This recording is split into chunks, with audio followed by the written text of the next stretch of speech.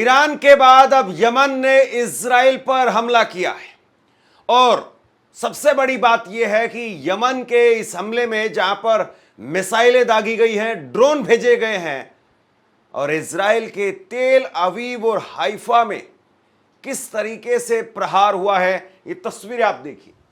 ये तस्वीरें आप देखिए, जैसे ही तेल अवीव हाइफा के अंदर सायरन बजने लगे, लोगों को निर्देश दिया गया कि आप अपने अपने सुरक्षित स्थानों पर चले जाइए, यानी बंकर में चले जाइए, अपने घरों में लौट जाइए। एक प्रोग्राम चल रहा था और उस प्रोग्राम चलते हुए बीच प्रोग्राम के अंदर सायरन बजने लगता है, लोग जमीन पर लेट गए, अपने कान बंद करके जमीन पर अचानक से लोग लेट गए।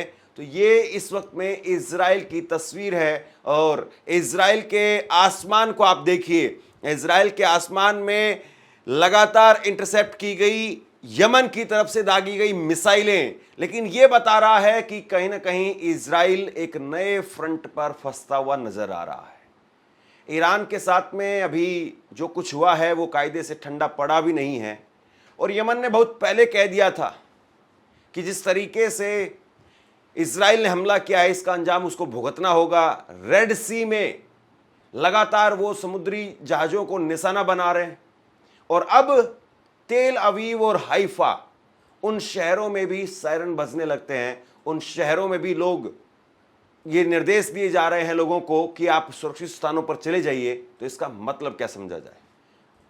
अब जरा ये तस्वीर देखिए आप, किस तरीके से कितनी भारी भरकम मिसाइलें जो है वो छोड़ी गई हैं और ये मैप के जरिए ये तस्वीर निकल करके सामने आई है कि कैसे तेल अवीव और हाइफा के अंदर यमन का मिसाइल और ड्रोन हमलों से प्रहार किया गया।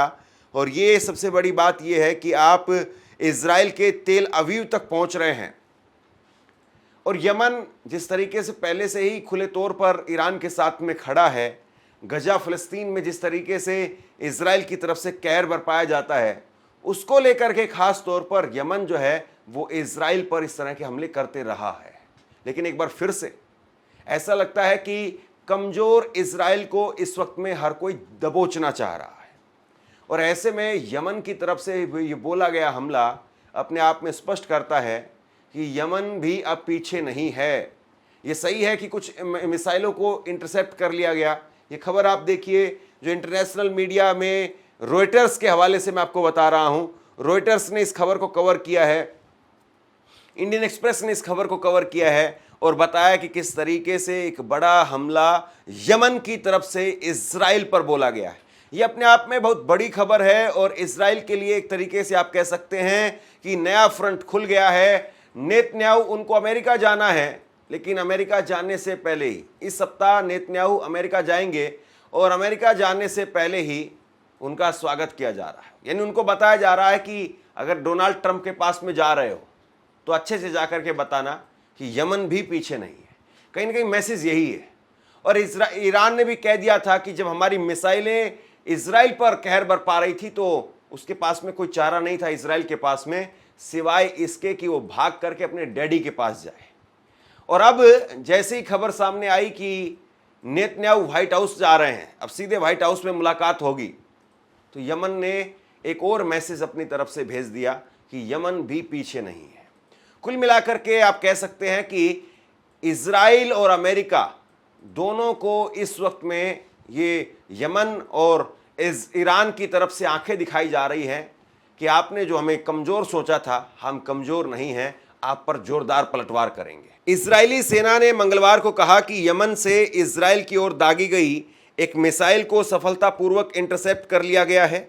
इजराइल ने चेतावनी दी है कि अगर यमन के ईरान समर्थित हूती विद्रोह ऐसे हमले जारी रखते हैं तो उनके खिलाफ नेवल और एयर ब्लॉकेड लगाया जाएगा। गाजा में अक्टूबर 2023 से चल रहे युद्ध की शुरुआत के बाद से ही हूती विद्रोही इजराइल पर मिसाइली और ड्रोन से हमले करते रहे हैं। ये दावा करते हैं कि यह गाजा के साथ में एकजुटता दिखाने के लिए किया जा रहा है। हूती यमन के अधिकांश हिस्से पर नियंत्रण रखते हैं और इस समय रेड सी में जहाज़ों पर हमले की वजह से वैश्विक व्यापार भी प्रभावित हो रहा है। अब तक हूती विद्रोहियों द्वारा दागे गए अधिकांश मिसाइल या ड्रोन या तो इंटरसेप्ट कर लिए गए या फिर लक्ष्य तक नहीं पहुंचे। इजराइल भी इन हमलों के जवाब में कई बार यमन पर जवाबी कार्रवाई कर चुका है। अगर हूती हमले बंद नहीं करते हैं तो इजराइल की ओर से एक व्यापक ब्लॉकेड की रणनीति लागू हो सकती है। अब इनकी दुश्मनी क्यों है? कई कारण हैं जिसके मैं आपको आगे बताऊंगा, और कई पहले भी हमले, जोरदार हमले इतिहास में हो चुके हैं, हाल के सालों में हो चुके हैं। सबसे बड़ी बात यह है कि अमेरिका पूरी तरह से इजराइल के साथ खड़ा है, उसके बावजूद ना तो ईरान पीछे हट रहा है और ना ही यमन पीछे हट रहा है। ठीक बात है कि इजराइल ने बहुत भारी कहर बरपाया है गजा के अंदर। गजा में जिस तरीके से स्कूलों को, अस्पतालों को, बिल्डिंगों को निस्तेनाबूद कर दिया गया, बच्चे भुखमरी की कगार पर ला दिए, लेकिन अब ईरान और यमन जिस तरीके से हमला कर रहे हैं, ऐसा लगता है कि बहुत हद तक इजराइल की भी एक कमर तोड़ने की कोशिश है कि इजराइल को आर्थिक तौर पर कमजोर कर दिया जाए। ये सही बात है कि ईरान की जब मिसाइलें आ रही थी इजराइल पर तो इंटरसेप्ट कर ली जा रही थी। करीब 40% मिसाइलें कामयाब हो रही थी, 60% मिसाइलों को इंटरसेप्ट कर लिया जा रहा था। अब यमन की तरफ से जो मिसाइल ड्रोन्स आए हैं उसमें से ज़्यादातर मिसाइलें इंटरसेप्ट कर ली गई, लेकिन इंटरसेप्ट करने के बावजूद वो एक मैसेज तो साफ दे रहे हैं कि हम आपको छोड़ने वाले नहीं हैं, हम आपके पीछे पड़े हुए हैं तो आपके पीछे पड़े रहेंगे। ये बिल्कुल साफ मैसेज है। और नेतन्याहू अब किस तरीके से अपने आप को बचाते हैं, कैसे अपनी गद्दी को बचाते हैं, क्योंकि इजराइल हाल के सालों में ये कहा जाता है कि एक आदमी की सनक की वजह से इतना फंसा हुआ है, और वो आदमी है बेंजामिन नेतन्याहू। बेंजामिन नेतन्याहू ने अपने दुश्मन पैदा कर लिए हैं, और बेंजामिन नेतन्याहू की सत्ता को लेकर के भी इसीलिए विरोध होता है कि बेंजामिन नेतन्याहू चारों तरफ से हमें लगातार जो है दुश्मनों से घेरते जा रहे हैं। हम चारों तरफ से दुश्मनों से घिरते जा रहे हैं। ईरान कोई कम नहीं था, अब यमन फिर से आ गया है।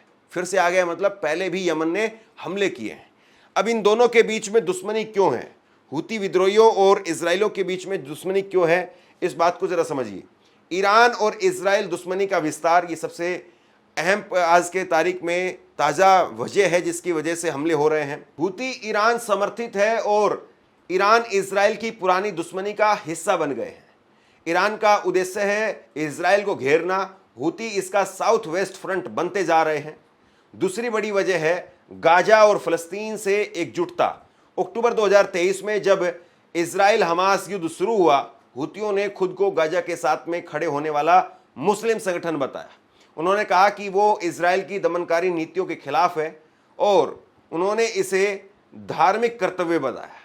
यानी जिस वक्त में गाजा पर हमला हुआ और उसके बाद में हमास ने इजराइल पर हमला किया था, हालांकि दुनिया भर में उसकी आलोचना की गई थी कि हमास को इस तरीके से हमला नहीं करना था या इजराइल के लोगों को बंधक नहीं बनाना था, लेकिन उस वक्त में भी यमन के हूतियों की तरफ से इजराइल पर हमला हुआ था गजा के सपोर्ट में। सबसे बड़ी बात यह है कि यमन के हूती वो लगातार यानी प्रत्यक्ष हमले भी करते रहे हैं।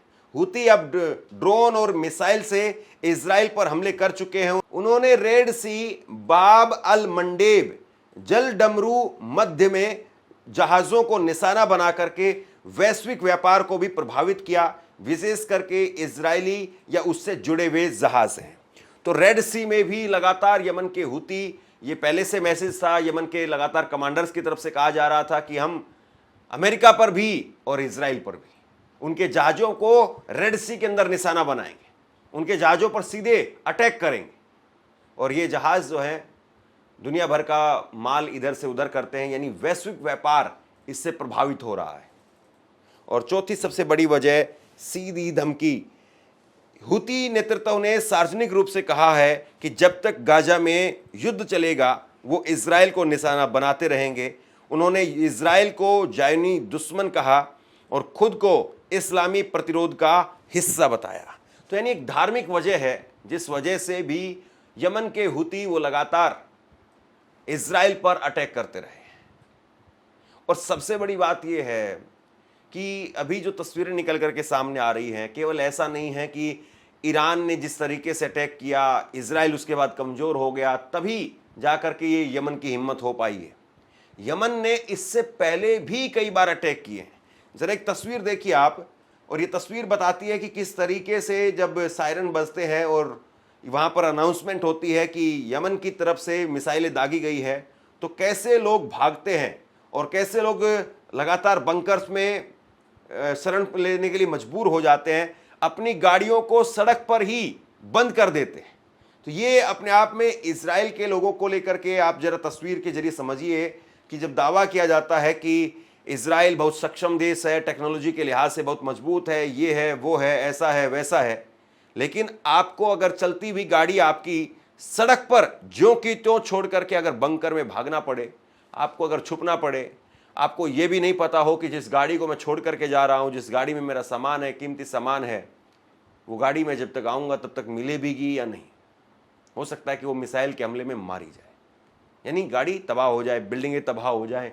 जिस बंकर में हम छुपने जा रहे हैं हो सकता है कि जो हमला है वो वहीं हो जाए, क्योंकि ये तो इजराइल जो है वो तकनीक को इतना डेवलप कर चुका है कि हमला होने वाला है, इस शहर पर हमला होने वाला है, इतना तो वो डेवलप कर चुका है। लेकिन पर्टिकुलर बहुत बार ये पता नहीं चल पाता है कि किस बिल्डिंग पर हमला होने वाला है, किस पर्टिकुलर इलाके में हमला होने वाला है, क्योंकि जब कई जगह से हमले होते हैं और उसका एयर डिफेंस सिस्टम, इजराइल का एयर डिफेंस सिस्टम, आयरन डोम सिस्टम, उसकी भी एक कमजोरी निकल करके सामने आई है।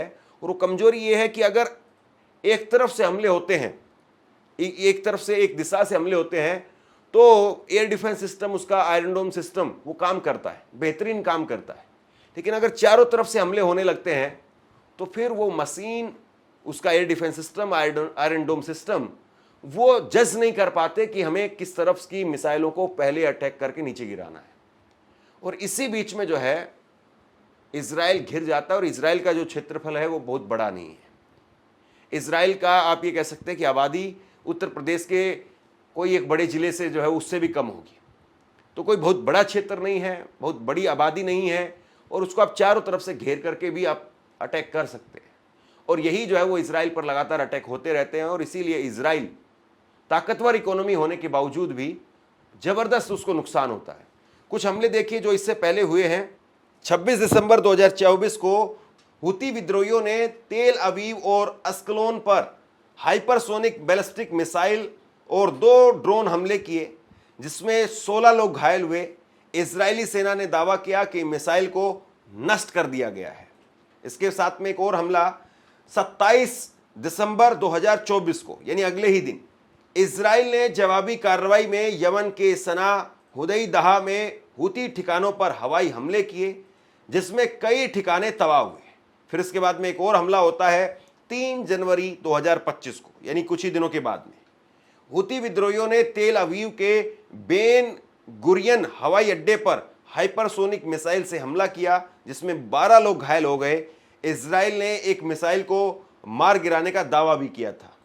फिर इसके बाद में अभी लेटेस्ट एक हमला हुआ 30 मई 2025 को। यमन से दागी गई एक हाइपरसोनिक मिसाइल ने तेल अवीव में सायरन बजाए। जब 30,000 लोग फुटबॉल मैच देख रहे थे, इजरायली सेना ने मिसाइल को नष्ट करने का दावा किया। यानी आप कुल मिलाकर के कह सकते हैं कि इजराइल कुछ भी करना चाहता है तो सबसे पहले उसको ये तैयारी करनी पड़ती है कि मिसाइल आएंगी तो क्या करेंगे। जैसे आप भी कोई कार्यक्रम करते हैं तो ये देखते हैं कि अगर ज़्यादा गर्मी पड़ रही है तो हमें कूलर वगैरह का इंतज़ाम करना है, सर्दी ज़्यादा है तो उसके लिए हमें हीटर वगैरह का इंतज़ाम करना है, लकड़ियों का इंतज़ाम करना है, आग जलानी है। अगर बारिश ज़्यादा हो रही है तो फुल वाटरप्रूफ टेंट का इंतज़ाम करना है। यानी जिस तरीके से हम लोग प्राकृतिक आपदा को लेकर के या प्राकृतिक तौर पर जो परेशानियां होती हैं उनको लेकर के चौकन्ने रहते हैं, वैसे ही इजराइल जो है जब भी कोई प्रोग्राम करता है, जब भी वहां पर कोई बड़ी गैदरिंग होती है, तो उसको सबसे पहले सोचना पड़ता है ईरान के बारे में, यमन के बारे में, कि कहीं से मिसाइल ना आ जाए। और ये ताज़ा हमले ये बताते हैं कि ईरान इस वक्त में जिस तरीके से एक बड़ी शक्ति के तौर पर इस्लामिक कंट्रीज़ में उभर करके सामने आया है, इसके बाद में बाकी देशों की हिम्मत भी बढ़ गई है, और बाकी देश भी अब ऐसा लगता है कि कमज़ोर इजराइल को इस वक्त में दबोचना चाहते हैं, इजराइल को एक कड़ा सबक सिखाना चाहते हैं। शायद लग रहा है इस्लामिक देशों को कि या इस्लामिक संगठनों को कि अब जो है इन यहूदियों को कड़ा करारा जवाब दिया जाना चाहिए ताकि फिर से हिम्मत ना करें। लेकिन वही है कि इजराइल के पीछे अमेरिका खड़ा है, और अमेरिका वो कहीं ना कहीं खाड़ी देशों में एक डिस्टरबेंस पैदा करके रखना चाहता है। ये बार बात कही जाती है, बार बार राजनीतिक विश्लेषक या युद्ध के जो विश्लेषक हैं वो इस बात को कहते हैं कि अमेरिका चाहता ही नहीं है कि खाड़ी देशों में शांति हो, क्योंकि खाड़ी देशों में अगर शांति होगी तो खाड़ी देशों के पास में रिसोर्सेज बहुत हैं। क्या आप कल्पना कर सकते हैं कि भारत अगर इस तरीके से युद्ध में घिरा रहे तो भारत कभी तरक्की कर पाएगा? क्योंकि भारत के पास में पहले ही रिसोर्सेज उतने ज़्यादा नहीं है। हम तेल दूसरों से लेते हैं, हम बाकी बड़ा सामान जो है वो दूसरों से आयात करते हैं। हमारे यहाँ पर तो सिर्फ जो है वो खाने पीने का सामान जो है ज़्यादा बनता है, दवाइयाँ हम लोग बना लेते हैं, लेकिन बाकी चाहे रोबोट की बात हो, चाहे ड्रोन की बात हो, चाहे वो टेक्नोलॉजी की बात हो, चाहे वो हथियारों की बात हो, चाहे वो तेल की बात हो, सब चीज़ तो हम बाहर से ले ही रहे हैं। और ऐसे में अगर हमारे यहाँ पर हमले होने लग जाए, हमारी इमारतें बिल्डिंगें वो ध्वस्त होने लग जाएं, फैक्ट्री कारखाने कंपनियां वो ध्वस्त होने लग जाएं, तो हमारी जो इकोनॉमी है वो सरवाइव नहीं कर पाएगी, क्योंकि हमारे पास में पहले ही रिसोर्सेज नहीं है। लेकिन खाड़ी देश इसीलिए सरवाइव कर रहे हैं, ईरान इसीलिए सरवाइव कर रहा है क्योंकि उसके पास में तेल का एक भंडार है और वो उसकी बड़ी ताकत है। आप उसको नुकसान पहुंचाएंगे, उस पर लगातार हमले करेंगे, वो हमले भी सहन करता है, वो अपने परमाणु हथियारों की तरफ भी अपने आप को सीधे तौर पर बढ़ा रहा है और सीधे तौर पर वो आपका मुंह तोड़ जवाब देने की हिम्मत भी रखता है। इसीलिए ईरान के supreme leader Ayatollah Ali Khamenei ने जब उन पर हमला हुआ था उसी दिन कह दिया था कि हम थोपी हुई जंग या थोपा हुआ सीज फायर या थोपी हुई शांति वो बर्दाश्त नहीं करेंगे। यानी वो पहले से कैलकुलेटेड दिमाग के साथ में चल रहे हैं, पूरे दिमाग को अपना उन्होंने सेट किया हुआ है कि अगर इजराइल की तरफ से हमला किया जाएगा तो हमें पलटवार करना ही करना है। और वो अपनी इकोनॉमी में से एक बड़ा अमाउंट जो है वो सेना के लिए भी लगाते हैं और इजराइल से कैसे निपटा जाए इसके लिए भी। और पूरी जो है उनकी कोशिश यही रहती है कि किसी न किसी तरीके से न केवल इजराइल बल्कि अमेरिका को भी सीधे जवाब दिया जाए ताकि अमेरिका इजराइल के पीछे से हटे। लेकिन अमेरिका इजराइल को जो है वो लगातार मदद मुहैया कराता है। अब यमन की तरफ से जिस तरीके से हमले बोले गए हैं, देखना यह है कि आज की रात क्या इजराइल की तरफ से यमन पर पलटवार होता है, क्योंकि एक रात उनकी होती है तो दूसरी रात उनकी होती है। और ये अभी मैंने कुछ जो हाल में हमले हुए हैं जो बताए हैं, एक दिन पहले यमन हमले करता है तो दूसरे दिन इजराइल की तरफ से हमले किए जाते हैं। और ये कहीं ना कहीं नेतन्याहू पर प्रेशर भी है। वो व्हाइट हाउस में जा रहे हैं तो व्हाइट हाउस में उनसे पूछा भी जाएगा कि आप पर तो ईरान तो छोड़िए, यमन भी अब हमले कर रहा है, हम कब तक बचाएं आपको। और डोनाल्ड ट्रंप उनकी जिस तरीके की उनका रवैया है, आपने देखा होगा जेलेंस्की के साथ में वो किस तरीके से भिड़ गए। उधर यूक्रेन और रूस के साथ में युद्ध चल रहा है और अमेरिका यूक्रेन का साथ दे रहा है, वहां पर यूक्रेन को हथियार दे रहा है। लेकिन जेलेंस्की जब वहां पर गए तो जेलेंस्की को यही लताड़ पड़ी कि तुम्हारी वजह से हमारा बहुत नुकसान हो रहा है, बहुत हमला, हम लोग जो है वो बहुत नुकसान उठा रहे हैं। लेकिन जेलेंस्की वहां पर अड़ गए थे। अब नेतन्याहू जेलेंस्की की तरीके के हिम्मत दिखा पाएंगे या नेतन्याहू एक पलटवार करके यमन के ऊपर और अपना जो है नंबर स्कोर करके कि देखो मैं भी हमले कर रहा हूं, मैं भी नुकसान पहुंचा रहा हूं, वो लेकर के जाएंगे। सवाल अब यही है कि इजराइल क्या करेगा और उसके बाद में क्या फिर दोबारा से यमन की तरफ से एक जोरदार पलटवार होगा। आप क्या सोचते हैं नीचे कमेंट बॉक्स में लिख करके जरूर बताइए। इस वीडियो को शेयर कीजिए। धन्यवाद।